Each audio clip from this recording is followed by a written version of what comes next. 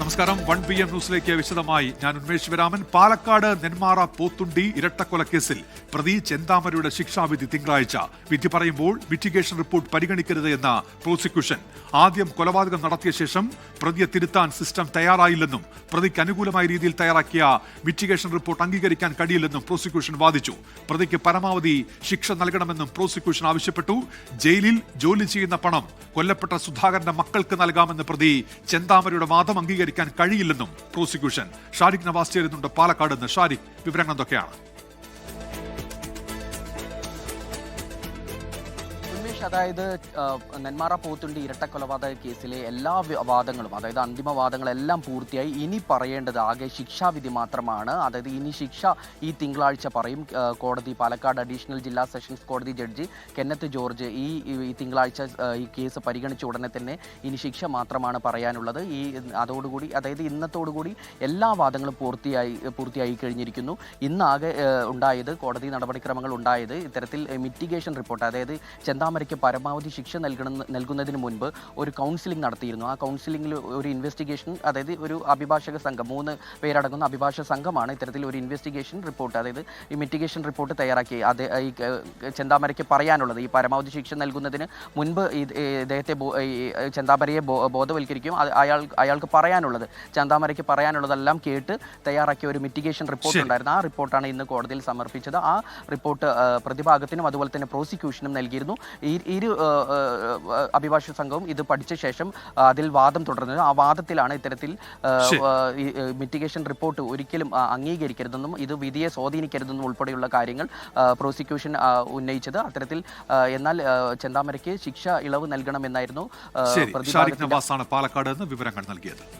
പ്രതിപക്ഷ ഉപനേതാവ് പദവിയെന്ന CPI സംസ്ഥാന ഘടകത്തിന്റെ ആവശ്യം ഏറ്റെടുത്ത് കേന്ദ്ര നേതൃത്വം. CPIഎമ്മിന് അനാവശ്യ പിടിവാശിയെന്നാണ് CPI ജനറൽ സെക്രട്ടറി D. രാജയുടെ വിമർശനം. ഭിന്നത പരിഹരിക്കാൻ CPIയുമായി വീണ്ടും ചർച്ചയ്ക്കൊരുങ്ങുകയാണ് CPIഎം നേതൃത്വം.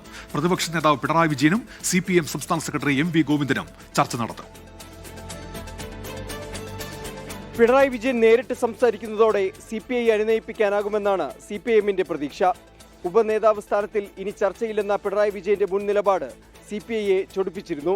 ഉപനേതാവ് സ്ഥാനത്തിൽ CPI ദേശീയ നേതൃത്വവും നിലപാട് കടുപ്പിക്കുകയാണ്.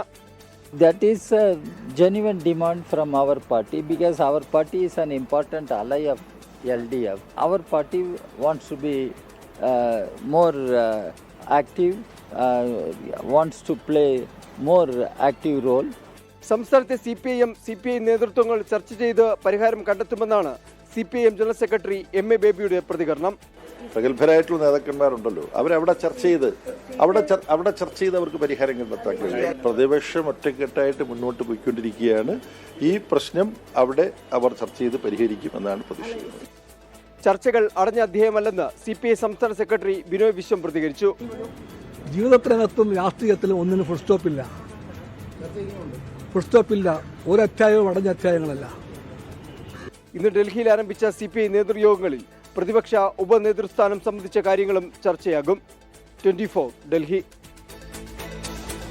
മുഖ്യമന്ത്രി VD സതീശനെതിരെ പരസ്യ പ്രതിഷേധത്തിലേക്ക് NSS general secretary G. Sukumaran നായർക്ക് കൂടിക്കാഴ്ച അനുവദിക്കുന്നതിൽ കള്ളം പറഞ്ഞെന്നാരോപിച്ച് NSS തിരുവനന്തപുരം താലൂക്ക് യൂണിയൻ സെക്രട്ടേറിയറ്റിലേക്ക് മാർച്ച് നടത്തും.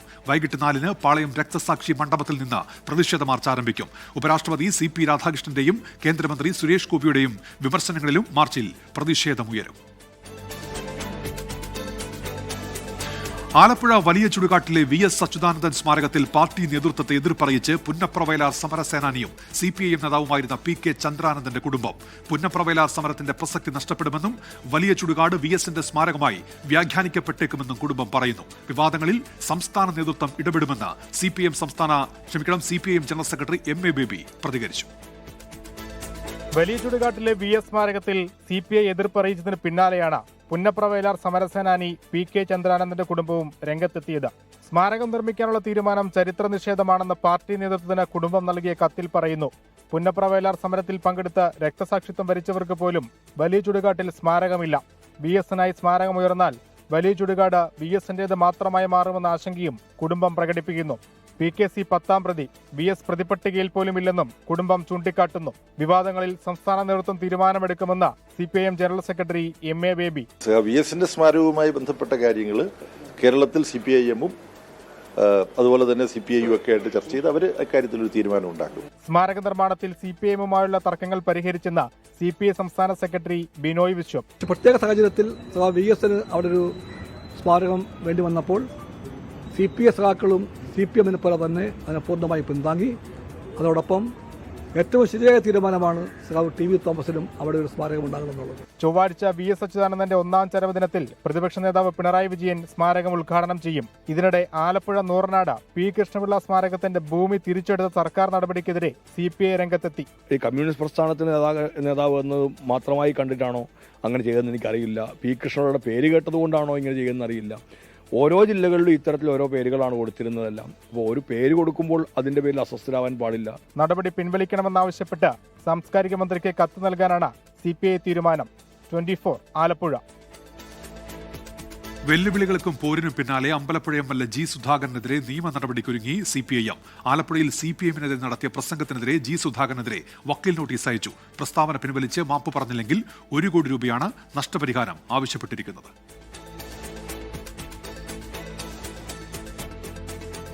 പാർട്ടി വിട്ട ശേഷം G. സുധാകരന്റെ പ്രസംഗങ്ങളിലെ പതിവ് വിമർശനങ്ങളിലാണ് CPIM-ന്റെ നടപടി. കഴിഞ്ഞ ദിവസം ആലപ്പുഴയിൽ നടന്ന പൊതുപരിപാടിയിൽ ജില്ലാ നേതാക്കളുടെ പേരെടുത്തു പറഞ്ഞ് പൊളിറ്റിക്കൽ ക്രിമിനൽസ് എന്ന പരാമർശം ആവർത്തിച്ചിരുന്നു. നേതാക്കളിൽ ചിലർ കഞ്ചാവ് കടത്തുകാരാണെന്നും ആരോപിച്ചു. വനിതാ നേതാക്കൾക്കും വിമർശനമുണ്ടായിരുന്നു. ഇതോടെയാണ് ആലപ്പുഴ നഗരസഭാ പ്രതിപക്ഷ നേതാവും CPIM നേതാവുമായ VG വിഷ്ണു വക്കീൽ നോട്ടീസ് അയച്ചത്. പാർട്ടിയുടെ സംസ്ഥാന സെക്രട്ടറി മുൻ മന്ത്രിയുമായ സജി ചെറിയാൻ ആക്ഷേപിക്കുന്നു. അദ്ദേഹം പൊളിറ്റിക്കൽ ക്രിമിനലാണെന്ന് പറയുന്നു. മുൻ MLA അദ്ദേഹവുമായി മത്സരിച്ച മുൻ MLA H. സലാം പൊളിറ്റിക്കൽ ക്രിമിനലാണെന്ന് പറയുന്നു.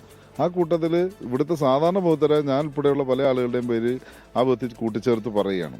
അപ്പോൾ സ്വാഭാവികമായിട്ടും ഇത് നമ്മൾ എപ്പോഴും സഹിക്കേണ്ട കാര്യമില്ലല്ലോ. പൊതുവേദികളിൽ അനാവശ്യ വിമർശനങ്ങൾ തുടർന്നാൽ അതേ വേദിയിൽ എതിർക്കാനാണ് CPIM തീരുമാനം. G. സുധാകരന് പൂർണ്ണ പിന്തുണ നൽകി കോൺഗ്രസ് നേതാക്കളും രംഗത്തെത്തി. ഇതോടെ G. സുധാകരൻ CPIM തർക്കം പുതിയ തലത്തിലേക്ക് കടക്കുകയാണ്. 24 ആലപ്പുഴ.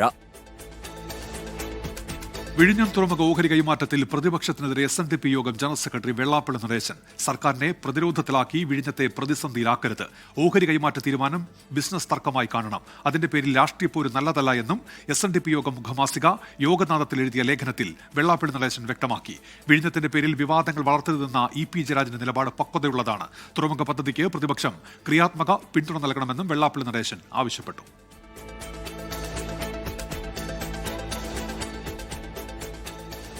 കോൺഗ്രസിൽ ആളിക്കത്തി പ്ലീഡർ വിവാദം.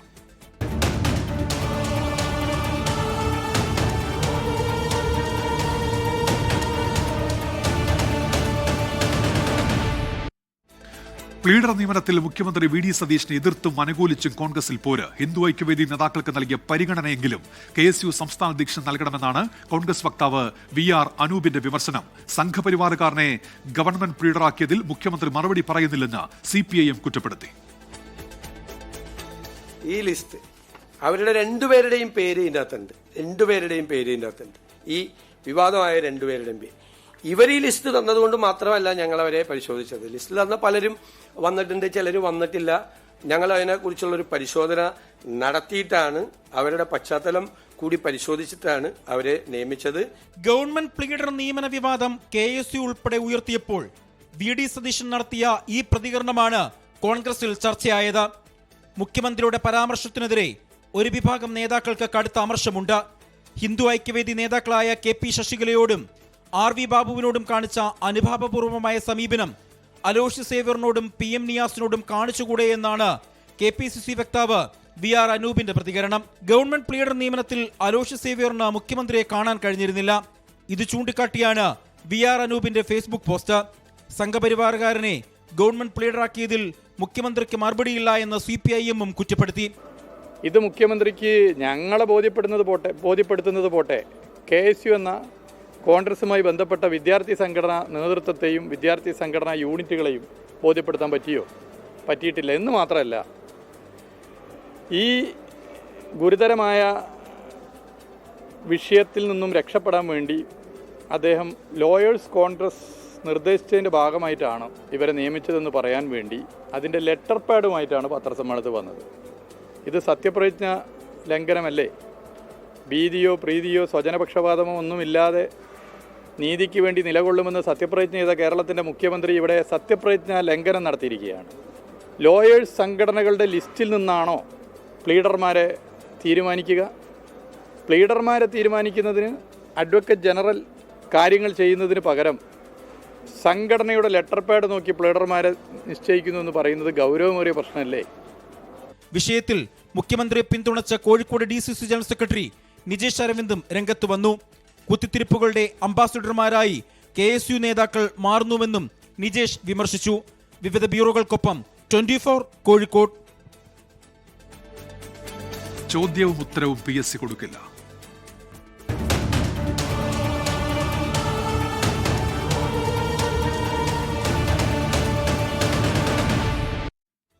ആസൂത്രണ ബോർഡ് പരീക്ഷാ ക്രമക്കേടിൽ PSCയുടെ ഒളിച്ചുകളി. എഴുത്ത് പരീക്ഷയുടെയും അഭിമുഖത്തിന്റെയും മാർക്ക് നൽകാൻ കഴിയില്ല എന്നാണ് ഉദ്യോഗാർത്ഥിയുടെ വിവരാവകാശ അപേക്ഷയ്ക്ക് മറുപടി. രേഖകൾ നൽകണമെന്ന വിവരാവകാശ കമ്മീഷൻ ഉത്തരവിന് എതിരെയാണ് PSCയുടെ നീക്കം. പരീക്ഷാ തട്ടിപ്പിൽ ക്രൈംബ്രാഞ്ച് സംഘം PSC ആസ്ഥാനത്തെത്തി. PSCയുടെ വിശ്വാസ്യത എന്തിനു മേലെയാണ്? വസ്തുത അന്വേഷണത്തിലൂടെ പൊതുസമൂഹത്തിന് ബോധ്യമാകേണ്ടത് കമ്മീഷന്റെ കൂടി ആവശ്യകതയാണ്. അതിനാൽ ഏത് അന്വേഷണങ്ങൾക്കും സഹകരണമുണ്ടാകുമെന്നൊക്കെയാണ് കഴിഞ്ഞ ദിവസങ്ങളിൽ ചേർന്ന PSC ബോർഡ് യോഗത്തിന്റെ തീരുമാനം. എന്നാൽ പരീക്ഷയുടെ വിവരങ്ങൾ നൽകണമെന്ന വിവരാവകാശ കമ്മീഷൻ ഉത്തരവിട്ടിട്ടും ഒളിച്ചു കളിക്കുകയാണ് PSC. ആസൂത്രണ ബോർഡ് പരീക്ഷയിലെ അഭിമുഖത്തിന്റെയും എഴുത്തുപരീക്ഷയുടെയും മാർക്ക് വിവരങ്ങൾ നൽകണമെന്ന ഉദ്യോഗാർത്ഥികൾ വിവരാവകാശ നിയമപ്രകാരം ആവശ്യപ്പെട്ടെങ്കിലും നൽകാനാകില്ലെന്നാണ് മറുപടി. റാങ്ക് പട്ടിക നിലവിൽ വന്നിട്ടില്ലാത്തതിനാൽ നിയമപരമായി വിവരങ്ങൾ നൽകുവാൻ തടസ്സമുണ്ടെന്നാണ് PSCയുടെ വിശദീകരണം. ആസൂത്രണ ബോർഡ് പരീക്ഷാ ക്രമക്കേടിൽ ഓരോ ഘട്ടത്തിലും മലക്കം മറിയുന്ന ഇടപെടലാണ് PSCയുടെ ഭാഗത്തു നിന്ന് ഉണ്ടായത്. വിവരാവകാശ നിയമപ്രകാരം മറുപടി നൽകണമെന്ന കമ്മീഷന്റെ ഉത്തരവുണ്ടായിട്ടും വീണ്ടും പരീക്ഷാ ക്രമക്കേട് മറച്ചുവെക്കാൻ ശ്രമിക്കുന്നുവെന്നാണ് ആരോപണം. പരീക്ഷയുടെ വിവരങ്ങൾ നൽകണമെന്ന വിവരാവകാശ കമ്മീഷന്റെ ഉത്തരവിനെതിരെ അപ്പീൽ നൽകാനും PSC തീരുമാനിച്ചിട്ടുണ്ട്. അതേസമയം ഇന്ന് അന്വേഷണ സംഘം PSC ആസ്ഥാനത്തെത്തി പരിശോധന നടത്തി. കൂടുതൽ രേഖകൾ ആവശ്യപ്പെട്ട് PSC ചെയർമാന് അന്വേഷണ സംഘം കത്തും കൈമാറി. 24 തിരുവനന്തപുരം. സംസ്ഥാനത്ത് വൈദ്യുതി പ്രതിസന്ധി രൂക്ഷം. പ്രതിസന്ധി എപ്പോൾ പരിഹരിക്കാൻ കഴിയുമെന്ന് പറയാനാകില്ലെന്ന് വൈദ്യുതി മന്ത്രി സണ്ണി ജോസഫ് പറഞ്ഞു. വൈദ്യുതി ഉപഭോഗം നിയന്ത്രിക്കണമെന്ന് ജനങ്ങളോട് അദ്ദേഹം ആവശ്യപ്പെട്ടു. വൈദ്യുതി പ്രതിസന്ധിയിൽ പ്രതിഷേധം ശക്തമാക്കുകയാണ് പ്രതിപക്ഷം. കഴിഞ്ഞ 3 ദിവസമായി സംസ്ഥാനത്ത് വൈദ്യുതി നിയന്ത്രണം തുടരുകയാണ്. വൈദ്യുതി നിയന്ത്രണം ഇനിയും തുടർന്നേക്കും. നിയന്ത്രണം അടിയന്തര സാഹചര്യമെന്ന് വൈദ്യുതി മന്ത്രി സണ്ണി ജോസഫ്. വൈദ്യുതി ഉപഭോഗം കൂടിയതും ഡാമുകളിൽ വെള്ളം കുറഞ്ഞതും തിരിച്ചടിയായി. കഴിഞ്ഞ പ്രാവശ്യം നമ്മളുടെ ജലസംഭരണികളിലെ ജലനിരപ്പ് 60% ഇപ്രാവശ്യം അത് പകുതിയിൽ താഴെ 28% കുറഞ്ഞിട്ടുണ്ട്. അതുകൊണ്ട് ഉൽപാദനത്തിലെ വലിയ കുറവ്, ഉപഭോഗത്തിലെ വലിയ വർധനവ്, ഇതാണ് പ്രതിസന്ധിയുടെ കാരണം. വൈദ്യുതി ഉപഭോഗം നിയന്ത്രിക്കണമെന്ന് ജനങ്ങളോട് മന്ത്രിയുടെ ആഹ്വാനം. രാത്രികാലങ്ങളിലെ ഉപയോഗം കഴിയുന്നത്ര കുറയ്ക്കുക. അത്യാവശ്യങ്ങൾക്കെല്ലാം വൈദ്യുതി വേണം, എന്നാൽ അനാവശ്യമായ നമ്മളുടെ അലങ്കാര ലൈറ്റുകൾ ഒഴിവാക്കുക. വൈദ്യുതി നിയന്ത്രണത്തിൽ സർക്കാരിനെതിരെ വിമർശനം കടുപ്പിക്കുകയാണ് പ്രതിപക്ഷം. LDF പോയി, UDF വന്നു, പവർ കട്ടും വന്നു എന്ന് പറഞ്ഞാൽ UDF എന്നാൽ പവർ കട്ട് എന്നാണ്. എന്തായാലും ജനങ്ങൾക്ക് അവകാശമാണ് വൈദ്യുതി. അത് ഉറപ്പാക്കാൻ വേണ്ടി ഗവൺമെന്റ് എന്ത് പങ്ക് വഹിക്കണമോ ആ പങ്ക് വഹിക്കണം. മലപ്പുറം തിരൂരിൽ പരിയാരം KCBയിൽ മെഴുകുതിരി കത്തിച്ച് DYFI പ്രതിഷേധിച്ചു.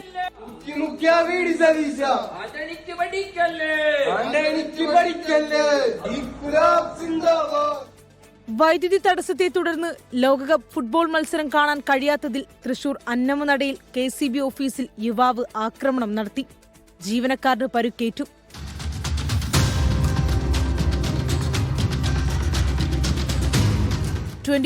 തിരുവനന്തപുരം.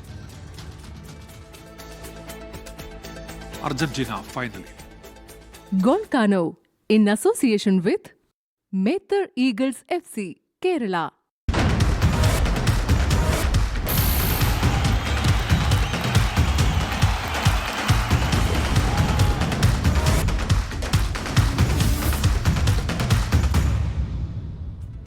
ത്രില്ലർ പോര് ജയിച്ച അർജന്റീന ഫിഫ ലോകകപ്പ് ഫൈനലിൽ. ആവേശ സെമിയിൽ 1-2 ഗോളിന് ഇംഗ്ലണ്ടിനെ തോൽപ്പിച്ചു. ഞായറാഴ്ചത്തെ കലാശപ്പോരിൽ സ്പെയിനാണ് നിലവിലെ ചാമ്പ്യന്മാരുടെ എതിരാളികൾ.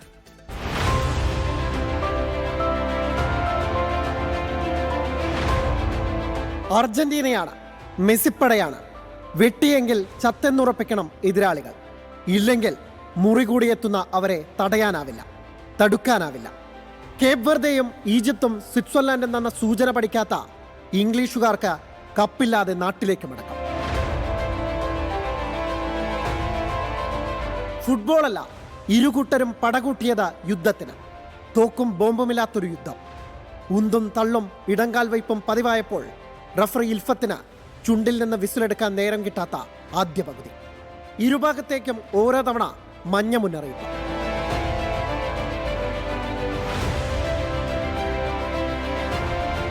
രണ്ടാം പകുതിയിൽ കളി മാറി. കാൽപന്തിനോട് ഇഷ്ടം കൂടി ഇരുകൂട്ടരും. 55-ാം മിനിറ്റിൽ ഇംഗ്ലണ്ട് മുന്നിൽ. മോർഗൻ റോജേഴ്സിന്റെ കർവിൻ ക്രോസ് ആന്റണി ഗോർഡനിലൂടെ എമി മാർട്ടിനസിനെ മറികടന്ന വലയിൽ.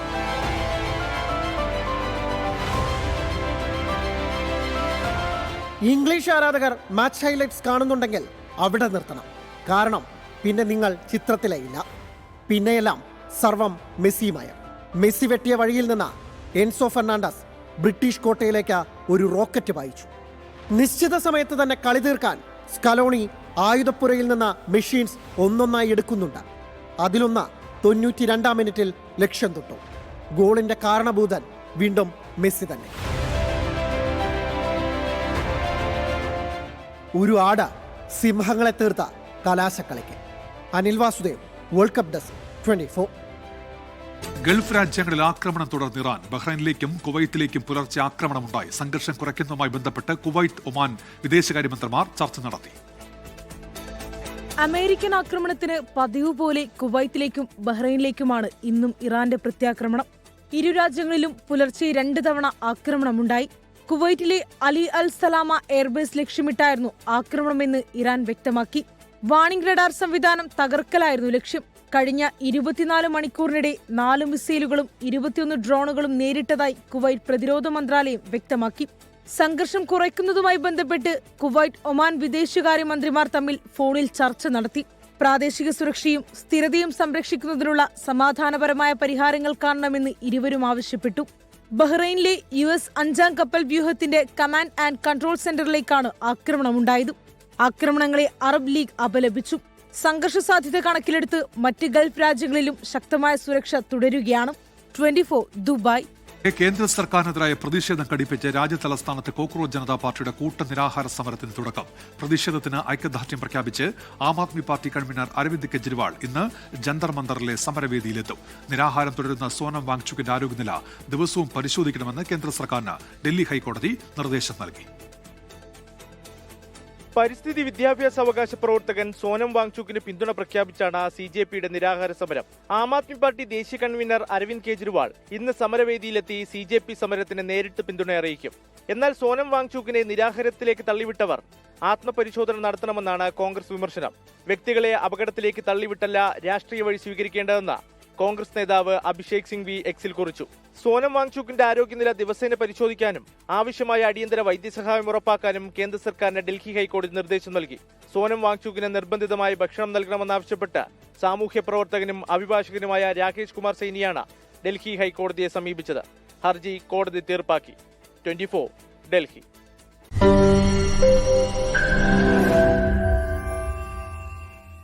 ലോകത്തെവിടെയായാലും ഏത് സമയത്തും 24 വാർത്തകളും ഓഗ്മെന്റഡ് റിയാലിറ്റി പാക്കേജുകളും എക്സ്പ്ലെയിനറുകളും വിശദമായി കാണാൻ ഞങ്ങളുടെ യൂട്യൂബ് ചാനൽ നിങ്ങൾക്ക് സബ്സ്ക്രൈബ് ചെയ്യാം.